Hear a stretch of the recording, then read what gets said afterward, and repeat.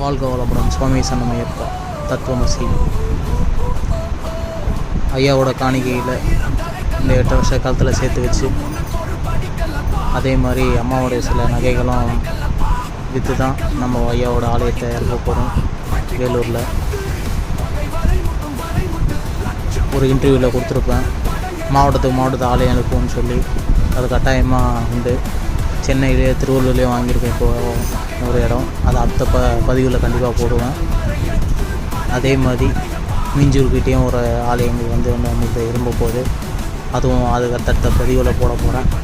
என்னடா இவன் ஒரு 3 வருஷமாக காணாமல் போயிட்டான், நிறைய பேர் வந்து சொல்லியிருப்பீங்க.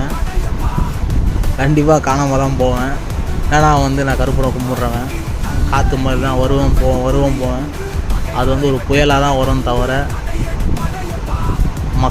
மக்களுக்கு நம்ம கருப்பணசாமி எடுத்து கொடுக்க ரொம்ப ஆசை எனக்கு.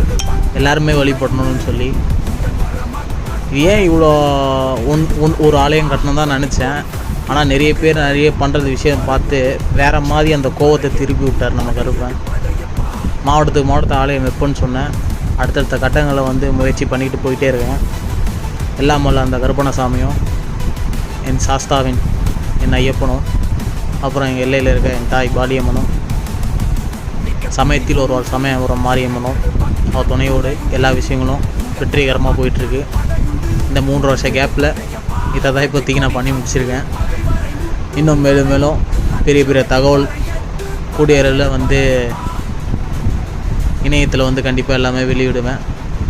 இனிமேல் வரப்போகிற காலங்கள் பொன்காலமெல்லாம் சொல்ல மாட்டேன். நான் இருக்கிற எல்லா காலமும் வருஷங்கள் பிறக்கமும் சரி, நாட்களும் சரி, பொன்னாலாகவே தான் எல்லாமே இருக்குது.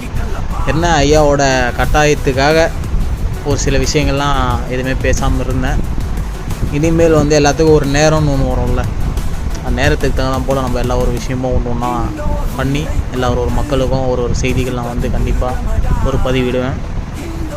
நான் உங்கள் பாலிகருப்பணசாமி புவனேஷ் தான் பேசுகிறேன். அப்புறம் பாலிகருப்பணசாமி குழு துணையாக இருந்ததோடு அவங்களுக்கும் நன்றி தெரிவிச்சுக்கிறேன்.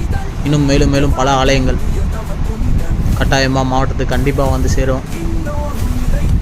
எந்தோட ஐயா காசையும் எங்கள் பேக்கெட்டுக்கு வராதுன்னு நான் இனி வரைக்கும் எல்லா விஷயமும் நான் அதை சொல்லிட்டு தான் வந்துட்டுருக்கேன்.